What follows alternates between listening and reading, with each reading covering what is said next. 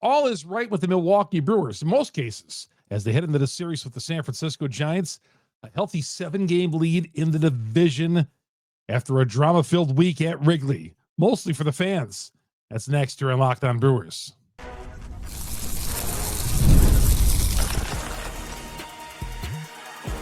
You are Locked On Brewers, your daily Milwaukee Brewers podcast. Part of the Locked On Podcast Network, your team every day.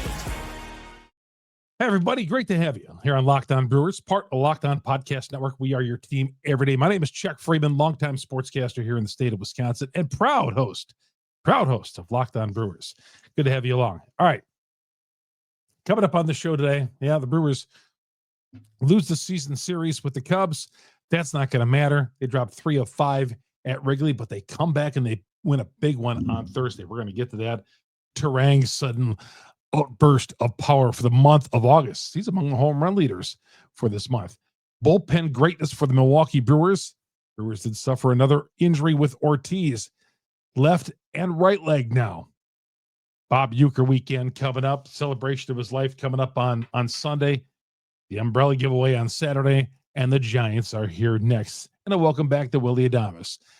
Everybody calm now after that the last few days. I didn't see any of it today. Well, the sky is falling. Brewers are the same old Milwaukee Brewers. Some of that. No, they dropped 3 games in the span of 2 days to the Cubs in the standings, but they come right back. As I mentioned yesterday, and we all knew this, how big of a game this was going to be on Thursday that they won it. And they get off to the 2-0 lead on Bryce Turang's home run, and there was no turning back on these guys. Team lifeless, as I like to call the Chicago Cubs. And I'm going to miss this week and, not playing the Cubs anymore, possibly to the postseason. Those Cub fans. Who's the team lifeless now, I heard over the last couple of days. I didn't hear from you at all on Thursday. That's all right. You guys got your own issues. But the Brewers still, it could have got down to a 5-game lead had they lost that game on Thursday, but they didn't. They came back. They came back like they are, like the tough-minded team that they are. And that's what these guys are. This is a tough bunch right here. There are teams that spent more money in the offseason, as we know. The Dodgers, the Phillies, the Yankees. But none of those teams have the mental toughness of the Milwaukee Brewers. Yeah, some of those teams got the superstar, the flashy players, but some of those teams also take winning for granted, and there's some entitlement there. There is no entitlement with the Milwaukee Brewers. In fact, Murphy, after the game, when asked about taking a 7-game lead, he says, I don't really go there. Doesn't talk about going there. I don't know how much of that is BS, to be honest with you. Doesn't really look at the standings, I guess, he says, but that's only life, right? I'm sure the Cubs are looking at the standings. Just like Craig Counsell a couple weeks ago didn't know that the Brewers, where they were in the standings, about how hot they have gotten. I mean, really, come on, Craig. Yes, you know what your opponent is doing. You definitely do. And these baseball guys are always like, oh, I don't know. Come on. Isaac Collins, 2-run single in the 8th inning, was battling an 0-for-14 slump, and Ike Collins comes up big on Team Lifeless. And that was kind of the knockout punch. I mean, Team Lifeless, the Cubs, they had guys in scoring position all the time, and the Brewers just worked their way out of it. How about Andrew Vaughn in the 8th inning on that slow roller by Casey, diving over the first base? See, stuff like that. That's the plays the Brewers make. That's what has got this team to this point. Grit, hard-nosed, literally sticking your nose in the dirt like Andrew Vaughn did, and getting the job done. Turang. I mentioned Turang hitting the home run early on, getting him out to a 2-0 lead. He's got 8 home runs, ties him for the National League lead in home runs for the month of August. Just keeps on homering. Turang. I mean, he's having a great year, 286. And let's think about it. And Frelick, too. The price tag is going up on both of those guys when they're through with their arbitration years. Man, those are two guys we got to think of buying out of arbitration and try to get some Churio deal out of those two. Because when their arbitration years are done, and we talked about this like maybe about a month ago about how long they have in their deal and what they should do. But I don't want to see those guys playing for anybody else. Those two guys are the heartbeat of this team. Sure, there's Jackson Churio, Christian Yelich. Christian Yelich is the face of the team, along with Churio. Yelich has worked himself back into being the face of this team with what he's done this year. It looked like Churio was going to take over, and we're going to get Churio back pretty soon, by the way. But Turang and Frelick, they are a miniature version of Molitor and Yount. Those two guys are Hall of Famers, but these two as a duo, Batman and Robin, they used to call Molitor and Yount. And with these two, Turang and Frelick, you got to keep them. Got to keep them. Ike Collins, man, even though he went through that 0 for 14 skid, but he delivers in big moments. That's another guy I want long term. I mean, a few months ago, I was like, well, Isaac Collins is nothing more than a 4th or 5th outfielder. And who knows, maybe long term he is, but still a great guy to have on the team. Man, is there a guy in this lineup you don't feel good about every time they step to the plate? I mean, everybody. Lockridge, I feel good with Lockridge coming to the plate. That something is going to happen. That these guys are going to earn a walk. Maybe not necessarily hit one into a gap, but earn a walk. Get up at the plate. Durbin getting up at the plate, earning a 10-pitch walk. All these guys, you feel good about everybody coming up to the plate and making some sort of thing happen. Sure, you're not going to be successful on every trip to the plate, but you always feel good about these guys. Always feel good. That 1 through 9. And I can't say I felt that way about the Brewers in the past years. And certainly maybe not early in the season. But now, man, my confidence level on all these guys is just amazing. The first team to 80 wins. What would in Vegas sets odds and everything? What do you think the Vegas odds were preseason that when you picked who is going to be the first team to clinch? And if the Brewers win 2 or 3 from the Giants this weekend, they're going to clinch a winning record because they'll get the 82 wins. One more clinches them at least a tie, but obviously they're going to blow away by both of those. But the Vegas odds are the first to get the 80 or the first to clinch at least a winning season. The Brewers would have been long shots, right? I mean, they wouldn't be the worst odds, but they would have been pretty heavy. I mean, 2 months ago, the Brewers were plus 1,600 to win the NL Central when guys like me counted them out of the division and said, let's go for the wild card. Yeah. Some of you guys who were just joining into the podcast, I said way back in early June, yeah, maybe this team should just start concentrating on the wild card because they were a few games out and the Cubs appeared at the time to be like they might have a shot at running away from things. And the Cubs turned out to be like mediocre. I mean, they got the ability to do a few things, but I'm not impressed with the Cubs. I'm not. It's not as a championship level team. You know, we'll see what happens in October. They got to get there first. The Brewers are going to be there in October. And the Brewers, to me, I really feel in my heart of hearts that this is a championship level team. Pitching wise, bullpen wise, bullpen greatness. How about McGill getting the 30 saves? I know he concerns some of you guys out there because there's a little bit of drama out there when he gets up, when he gets on the mound, and he might get a loud base hit or even give a home run from time to time. But I feel great with him. Uribe. How about Uribe in the 8th inning?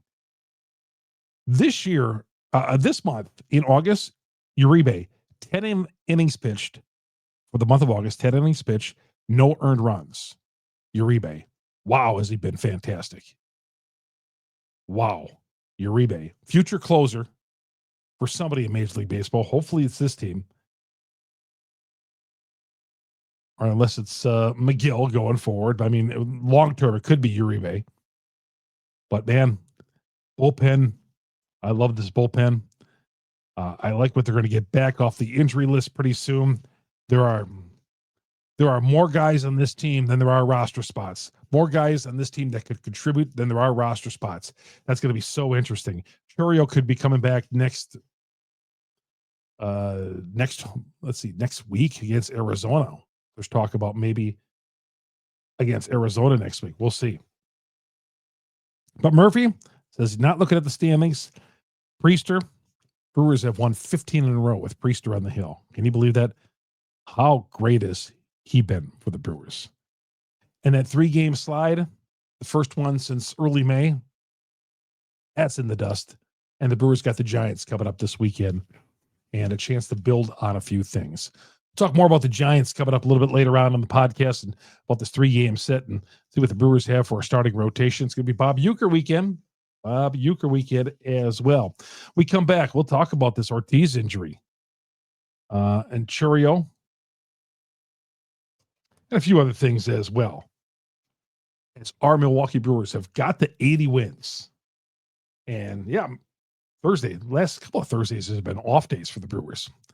Good to see the Brewers playing some games. They're in a stretch, as you know, of 19 games in 18 days, and they just got to keep at it. We're back at it after this here on Locked On Brewers. You want to be back at it every day, be an everydayer, and be fully energized. If my podcast doesn't do it for you, 5-Hour Energy certainly will. I take one every day. Extra strength cherry, by the way. But time to fuel up. Turn it up with the 5-Hour Energy Transfusion. Grape, ginger, lime-flavored shots bring you the iconic taste of a golf course favorite with a non-alcoholic boost. Perfect for sinking birdies. Gives you mental clarity. Gives you that extra boost on the back nine. Somebody asked me how I did on the golf course today when I did my post-game video. I'm going to tell you a little bit later on in the podcast how I did. Some of you have been asking about that. If you want to know, I'll tell you. I'll show you the scorecard even. But anyway, 5-Hour Energy. I took one about a half hour before golfing today, but this 5-Hour Energy Transfusion is also something special. Golf, man, you want to get that little extra kick or that mental clarity in the afternoon after coming back from lunch. Try the 5-Hour Energy Transfusion. Gives you the best parts of mental clarity and energy in the afternoon. And also, you can amp up even more right now because they are giving away a chance for a dream golf trip for 2 to any golf tournament in the United States. Visit 5hewin.com for full rules and entry. No purchase necessary. Enter the Masters. Excludes the Masters golf tournament. But the entry for this ends on October 31st of 2025. Good heavy along here on Locked On Brewers. Going to have the Brewers back home here for a little homestand. They got 3 with the Giants this weekend, 4 with Arizona next week, and then they go to Toronto next weekend. Toronto, interesting. Quick 3-game trip out in Toronto. Joey Ortiz. Oh, by the way, our podcast, you get it on Google, Spotify, Apple, wherever you download your audio podcast. We're the #1 Brewers podcast on the internet because you great Brewer fans out there. And if you're already listening to us on the audio platform, go to our growing YouTube page, search Locked On Brewers, hit the subscribe button, hit the bell. That alerts you every time we drop an episode here on Locked On Brewers. And also hit me up on Twitter, Check Freimund, Freimund. DM me. You want to hit me up on Facebook? Go ahead, message me there. I will always get back to you. May not be like at that second after you message me, but I will get back to you. I guarantee you. Last name spelled Freimund. Great to talk to all you great Brewers fans out there. And thanks for making us your first listen to every day, you everydayers out there.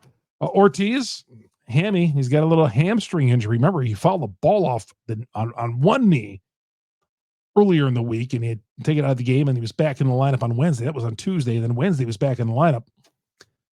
He's going to have an MRI done on his hamstring, and we'll see. So now, and that's the other leg. So he took the foul ball off one leg, I believe it was his left leg, and now it's his right hamstring. So both legs, you got something going on there with Ortiz. At one point, if we were to lose Ortiz, it would be okay. Well, next man up. But Ortiz is such a valuable part, I think, right now, especially what he does the defense. You've heard BA on the broadcast about even though if Ortiz is a hit, he just is so good defensively that he's prevents runs and helps you win. So he makes up whatever shortcomings he has offensively by how Gold Glove he is, Gold Glove type at shortstop. So at one point, if there was an injury to Ortiz, you're like, well, okay, we can move this guy around. But man, that's good. If he has got to go on the injury list for anything with this hamstring injury, and we know how with Churio, when he went down with that hamstring injury at the end of July, at first, Churio said, I'll be okay. He still hasn't been back. So those hamstring injuries, you just never know. But he's going to have an MRI. But gosh, Ortiz, man, valuable part of the way this team is playing baseball right now. Valuable. And I know the bases loaded, things aren't there. Average production isn't there sometimes. We get down on them for that. But I've done a 180 on Ortiz, and as my starting shortstop. Churio, like I said, he could be back. He's coming along great. Sounds like. I'm hearing, and possibly the Arizona series. Who knows? But it's pretty soon all these guys are coming back. Bowers, Hoskins, my goodness. There was a report today that the Brewers should bring up Jefferson Curo, the top prospects catcher. He's having a good month of August, batting 380 or so. I don't know. I don't think it's time for Curo just yet. I'm good with Danny Jansen as the backup, especially at this time of the year. So unless something happened to Jansen, okay. But, thought of putting Curo on this roster right now as a backup catcher. I'm good with Danny Jansen there. Dan, I like Dan. I like him at catcher. I feel good with him defensively. I like him. He's had a couple of clutch hits so far, but no, I'm not ready for Jefferson to be called up here just yet. It is going to be Bob Uecker weekend. Saturday, they're giving out a golf umbrella. And Sunday, they're going to have the celebration of life, and they'd like people in their seats for the game. Game starts at 1:10 Central, maybe right around 12:15. They're going to start things. That should be really, really cool. Because as you know, Bob Uecker, when I talk about the face of the organization for years, Bob Uecker was the face of this organization. He was on the cover of their media guide, I think, a couple of times. And just when you thought of the Milwaukee Brewers, you thought of Bob Uecker. And he's not only a brand here in the state of Wisconsin, but throughout the United States. People know who Bob Uecker is. And, they did a little tribute to him down at Wrigley this week.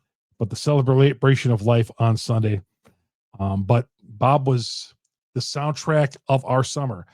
And when I think of Bob Uecker, it goes back for me as a kid with Bob Uecker and Merle Harmon. That's the first broadcast team I remember back in the 70s.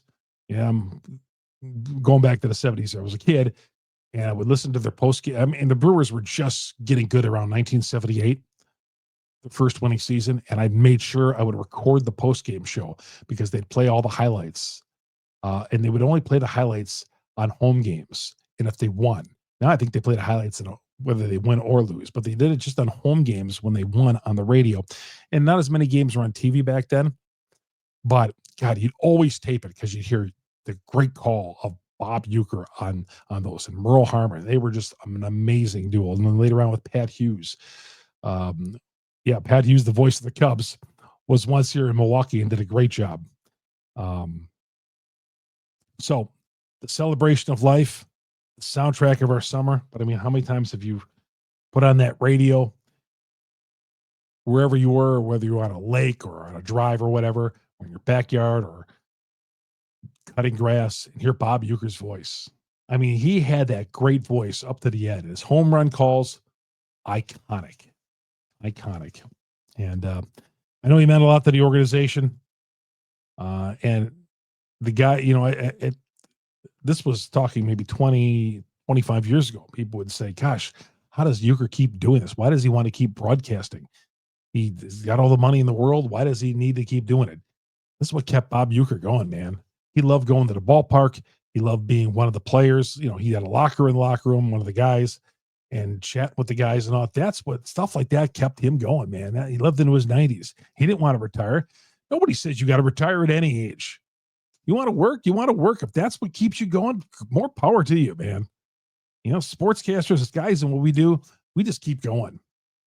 We just keep going because we love it. This is what we do. This is what we love to do. Bob Uecker, that is what he was cut out to do. Broadcast games. And man, he did it into his early 90s. And there were times, and it's been documented, that he would show up at the ballpark like last year, and it would be like he couldn't do it. And it just wasn't feeling up to it. And he'd end up driving home. But you're talking about a guy in his early 90s who was still working. And I still remember him walking around the locker room in the final game of the season last year when they got eliminated by the Mets, hugging people. And he just had a sense something was up there. Because I had not seen him do that before. He's been in there for celebrations of them winning. But I have not seen him in the locker room hugging guys at the end of the season like he was with Christian Yelich. But great to have a celebration of his life. And again, Bob Uecker, face of the organization, the soundtrack of our summer. And the Sealy experience is going, from what I understand, out in left field. I don't know if they replaced Bob Uecker, who did the voiceover on that. So we'll see if they have a new one up there. But it's been shut down. I understand it's up again. But if you ever, I've said this before, if you've ever, when you go to the ballpark, I think it's an unknown gem, that Sealy experience. Go in there with a 10-minute video on how Bud Sealy kept the Brewers here. It was narrated by Uecker, and it just shows some of the, not many highlights of Brewers gone by, but some of Uecker's iconic calls in there as well. All right, we come back. We'll talk about the Giants, who are here next. The Giants got off to a fast start this year. They're just not very good right now. We'll get to that next here on Locked On Brewers. Thank you, everybody, for making Locked On Brewers part of your day. Your first listen to every day. Locked On Brewers, part of Locked On Podcast Network. We are your team every day. I'll be back again on Sunday night. I try to get it up at about 11 o'clock Sunday night, 11:15 or so. After the news, after you're ready to go to bed, then you can watch one more. Sunday nights, sometimes you don't want to, if you got to go to work on Monday morning, you don't want to go to bed just yet, right? So I cut this around 11:15. You'd be surprised. We got a good viewership on Sunday nights to watch Locked On Brewers. All right. The Giants come to town. They're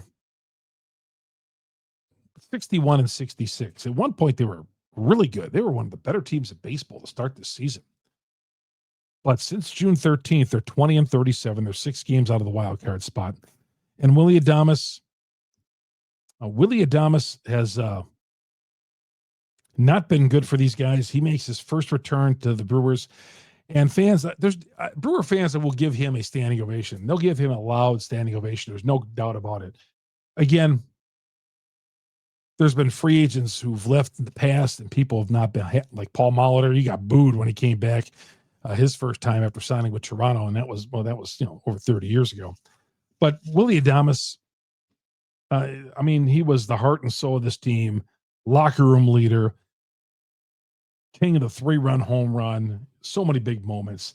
Man, fans, hopefully they give him a big standing ovation. He's had nothing but great things to say about Milwaukee and about this team, because he was asked by The Athletic, what do you think of the Milwaukee Brewers? Why are they having so much success? And he said, they're dogs, they're aggressive, they play hard, they just hustle. He's right. Craig Counsell may not be able to tell you what the Brewers do, but Willie Adames, who's not even in the same division, certainly could tell you what they do. Brewers are a -165 favorite. Adames, he's not having a great year. He's batting .221 with 19 home runs. Home runs numbers are there. It's just the batting average production is not there after he signed that 7-year, $182 million deal. The Giants, meanwhile, not good offensively. 25th, near the bottom in home runs. 26th at OPS, near the bottom of the league, near the bottom of baseball. And they are the worst team in baseball stealing bases. So not much team speed and not a lot of power. That's a weird combination. Not a lot of speed and not a lot of power. Bad combination. They made a couple of moves. It has not worked out for the Giants and Buster Posey, the general manager there. Here's who the Brewers are going to be starting. They're going to go with Quintana. The Giants right now are listed as TBA as of early Friday morning. Peralta's going to go Saturday against Logan Webb. And then Sunday, the Brewers are TBA. And I think that's Woody's start. That's Woody's spot in the rotation. Woodruff, Robbie Reyes go for the Giants. So right now the Brewers are Quintana, Peralta, and TBA Friday, Saturday, and Sunday. The Giants are TBA, Logan Webb, and Robbie Ray. All right. Some of you asked me what I did my post-game voicer, my post-game report. How did I golf today? I did it from out on the golf course. I shot a 78. I don't know if you could see this at all. I'll put it up there. I did shoot a 78 today. It's up there somewhere. I think you could see that. Shot a 78. That's after a triple bogey on 10. Camelot and Lomira. A triple bogey on 10. I was under a tree and I was behind a tree. And then when I gunned one out, it rolled under a bush. And by the way, Shannon, the lovely Shannon, I told her I was going to flash her scorecard out there. Shot a 97, a 50, and a 47. But I shot back-to-back 39s for 78. Not bad. I'll take that. Was driving the ball well, hitting the ball well, and that was that. All right, everybody. Again, drop me a line, Chuck Freimund on Twitter, Chuck Freimund, Freimund. Hit me up on Twitter, hit me up on Facebook. You ever have a question, just DM me, message me, as always. And I can tell you, man, we're going to have a fun weekend here with the Uecker celebration. Giants in town, got the best team in baseball, and the Brewers are in a great spot. And order has been restored with Brewers fans after flying off the handle for the previous 48 hours after that 3-game skip. Thanks for making us your first listen to every day here on Locked On Brewers, part of Locked On Podcast Network. We are your team every day. Have yourself a great weekend, everybody.